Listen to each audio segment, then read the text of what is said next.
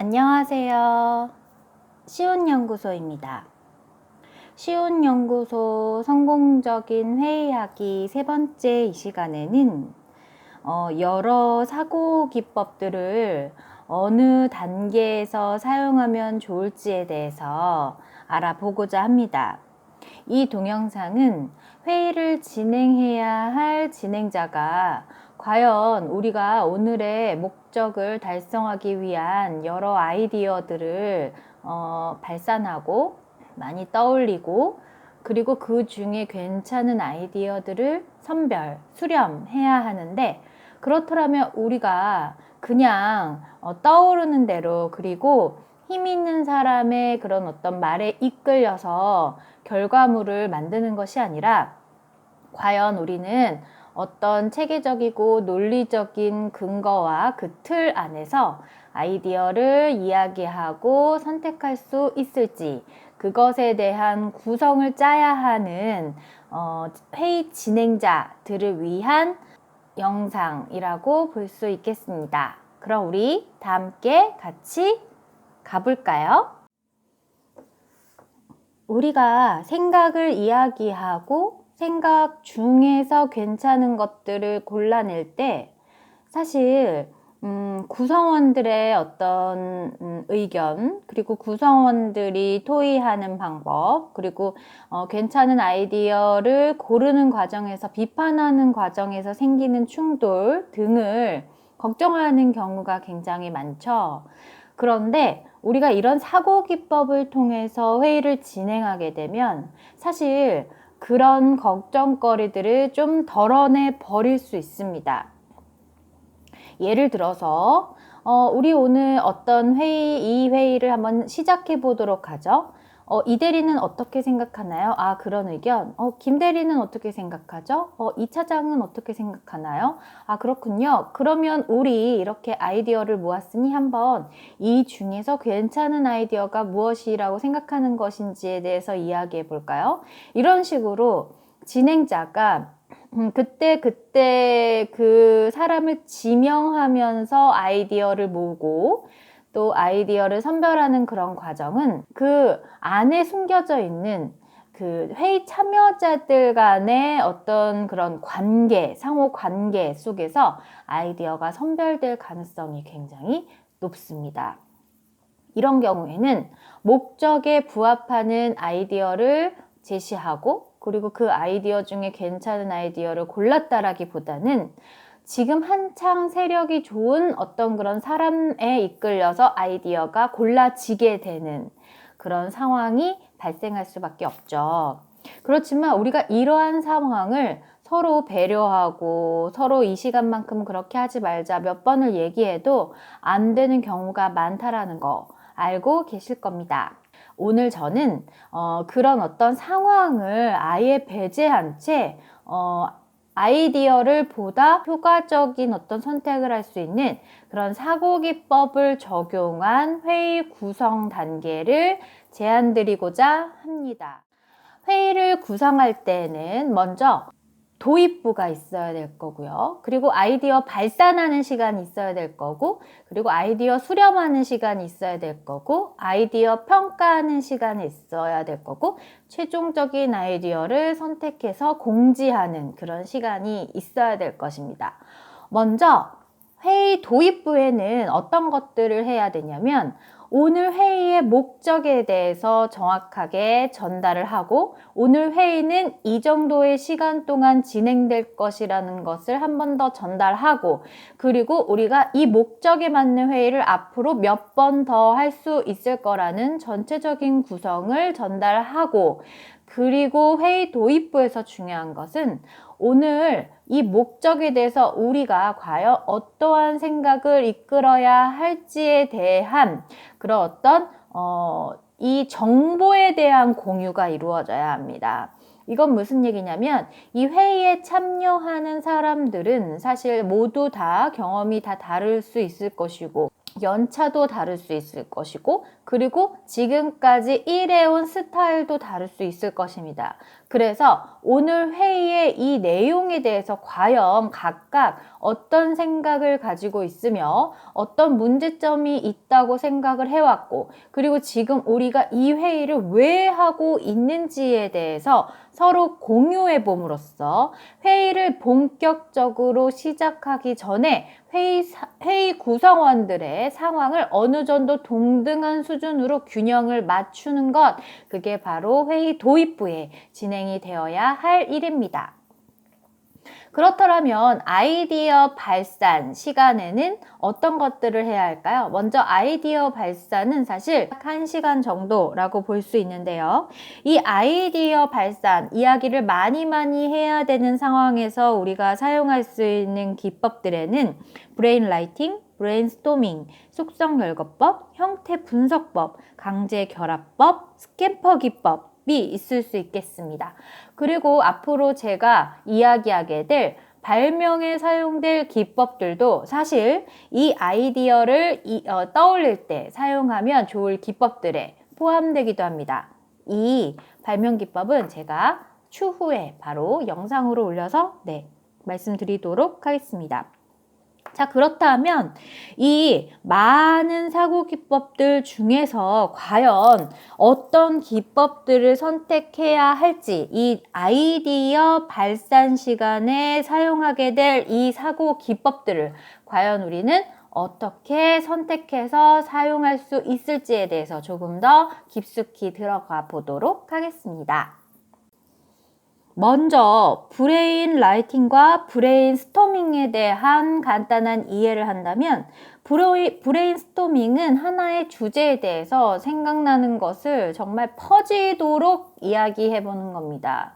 예를 들어서 나무에 대해서 얘기해 볼까요? 나뭇결이 있어요, 나무 껍질이 있어요, 나무 가지가 있어요, 잎사귀가 있어요, 꽃이 피는 경우도 있어요, 열매가 맺어요, 나중에 우리가 목재로 사용해요, 등등등등 떠오르는 것을 그냥 이야기하는 것입니다. 그런데 이때는 어떤 순서도 없고 어떤 정해진 규칙도 없고 그냥 자유로이 비판을 하지 않는 상태에서 생각나는 것을 다 얘기하는 시간입니다. 그런데 이 브레인스토밍은 말하는 사람만 계속 말하게 될 상황이 연출될 수 있으므로 회의 참여자들이 많을수록, 혹은 회의 참여자들이 너무 적을수록 좀 사용하기는 꺼려지게 되는 그런 방법입니다. 이 브레인스토밍은 사실 분위기가 너무 처져 있을 때, 그때 처음 도입으로 5분에서 10분 동안만 아주 간단하게 사용하면 좋을 사고기법이라고 볼 수 있겠습니다.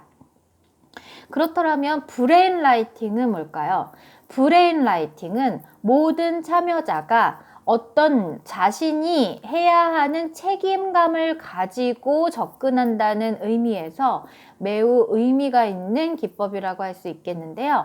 10명이면 10명, 20명이면 20명, 그 종이가 계속 롤페이퍼처럼 돌아가거든요. 그렇기 때문에 누구나 다 20명이면 20개의 아이디어를 적어야 될 것이고, 10명이면 10개의 아이디어를 적는데, 그 아이디어를 1번부터 20번의 사람들이 맨 처음에 적은 아이디어에서 조금 더 발전된 형태를 아래에다가 쭉 적어야 되기 때문에 사람이 많으면 많을수록 그 아이디어를 생각해내는 그 뒷번호로 갈수록 생각해내기 좀 힘들겠지만, 그래도 좀 아이디어가 나온 상태에서, 일반적으로 브레인스토밍에서 하나의 아이디어가 나오면 그걸로 끝이지만 브레인 라이팅은 하나의 아이디어가 나오면 이 아이디어에 그 다음 아이디어, 여기에서 또 발전된 그 다음 아이디어, 그 다음 아이디어, 그 다음 아이디어를 계속해서 볼 수 있기 때문에 어떻게 보면 마인드맵처럼 분류되어 있는 상태에서 그 분류된 아이디어를 보다 깊이 있는 아이디어가 계속해서 그 뒤에 끊임없이 열거된다라는 그런 장점을 가지고 있어서 요즘 기업에서 그리고 학교 현장에서 많이 사용되는 기법이기도 합니다. 그 다음엔 강제열거법, 그리고 강제결합법, 그리고 강제연상법이라고 부르는 이 사고기법에 대해서 말하면 사실 이 사고기법은 처음부터 사용하기는 굉장히 어렵습니다.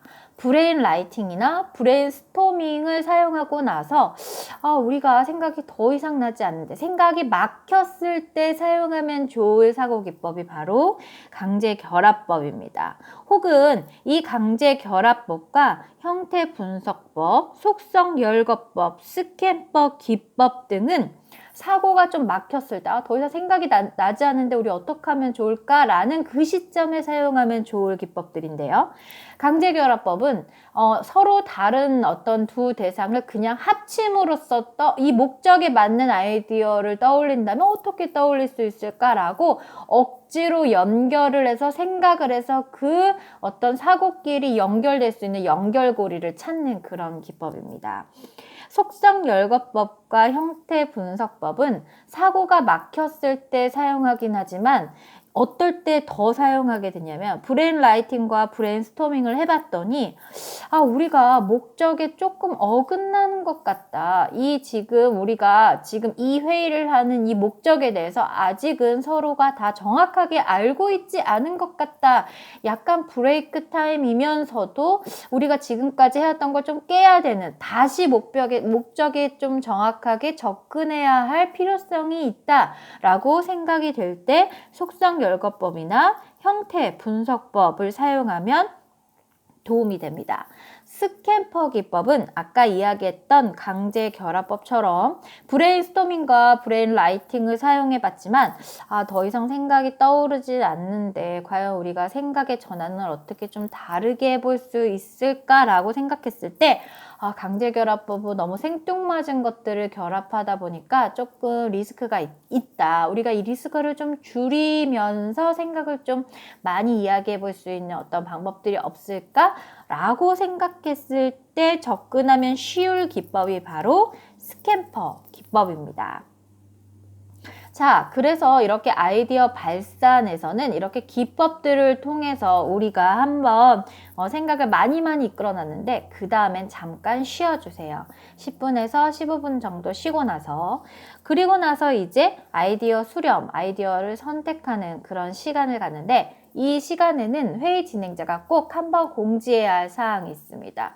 첫 번째, 이 안건에 대해서 비판하는 것이지 그 사람에 대해서 비판하지 말 것. 어떤 특정 누군가를 지칭해서 과거에 우리가 있었던 그 실수를 끄집어내지 말 것 등등 이 회의에서 중요한 것은 목적이 필요한 아이디어를 내는 것이지 서로 어떤 감정에 대한 싸움을 하지 않는다라는 것 그것을 한번 꼭 공지를 해주시기를 바랍니다. 자, 그렇더라면 아이디어 수렴에서 사용할 수 있는 기법들에는 어떤 것들이 있을까요? 사실 지금 아이디어가 굉장히 많이 나왔다면 혹은 브레인 라이팅으로 충분하게 아이디어 많이 제시하는 어떤 그런 목표를 달성했다면 이 아이디어 수렴 시간에는 하이라이팅과 히트 확인을 통해서 아이디어를 선별하면 되는데 사실 요 앞에서 여러 사고 기법들을 사용했는데 좀 고르기가 좀 애매하다. 너무 좋은 아이디어들이 많이 나왔다라고 했을 때에는 쌍비교 분석법과 평가 행렬법을 통해서 조금 줄이고 나서 그 어떤 아이디어의 우선순위를 매겨서 조금 아이디어의 개수를 줄이고 나서 하이라이팅과 히트 확인을 통해서 아이디어를 선별하면 보다 효율적인 어떤 그런 과정을 통해 그리고 체계적이고 그리고 원리적인 과정을 통해 아이디어 선별하는 과정을 경험해 볼 수 있습니다.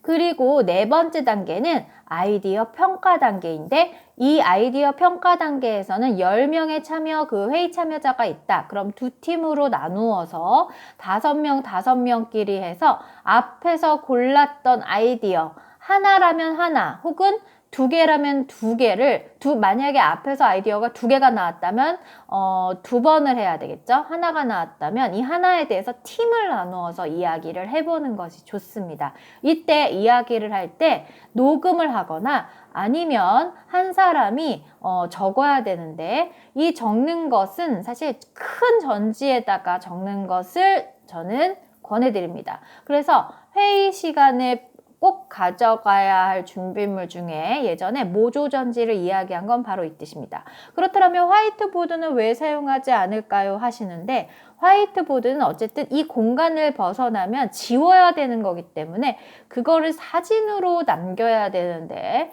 이 사진은 사실은 사진도 좋은 방법이긴 하지만 이 화이트보드는 사실 빛의 방향에 따라서 번질 수도 있고 또 그전 했던 거를 지운 게 잘 안 보일 수도 있고 한데 모조전지에 있는 것은 매직으로 쓰다 보면 수정한 거 X 되어 있으면 우리 예전에 이거를 X 했었지 등등 어떻게 보면 선별하는 그런 과정에 대한 어떤 그런 시간들을 종이로 평면적으로 남기기에는 굉장히 좋은 어떤 도구이기 때문에 모조전지를 꼭 한번 사용해 보시라고 설명드리고 싶습니다.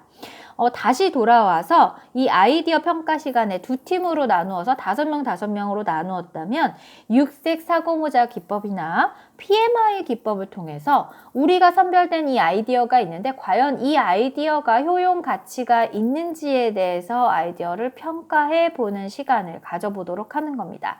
사실 시간을 30분 정도로만 생각하고 있다면 PMI 기법 정도만 생각하면 될 것 같고 시간이 어느 정도 40-50분 좀 여유가 있다면 육색 사고 모자 기법을 사용해서 이야기를 나누면 됩니다. 이를 통해서 선별된 아이디어에 대한 리스크, 이 아이디어가 과연 장점은 뭐고 단점은 뭐고 장기적으로 봤을 때 어떤 좋은 점이 있는지 좀 불안한 요소들이 있는지를 잘 정리를 해서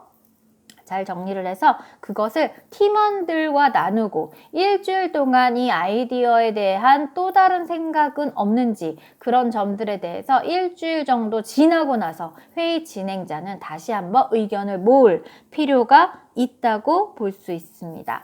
자, 그래서 이렇게 오늘 우리는 회의를 진행하는 진행자가 회의를 구성할 때 어떠한 단계 속에서 어떤 사고 기법들을 적용해서 구성을 짤 수 있는지에 대한 시간을 가져보았습니다. 오늘도 좋은 어떤 시간이 되었기를 바라며 우리는 다음 온라인 학습 가이드에서 만나 뵙도록 하겠습니다. 그럼 모두 안녕.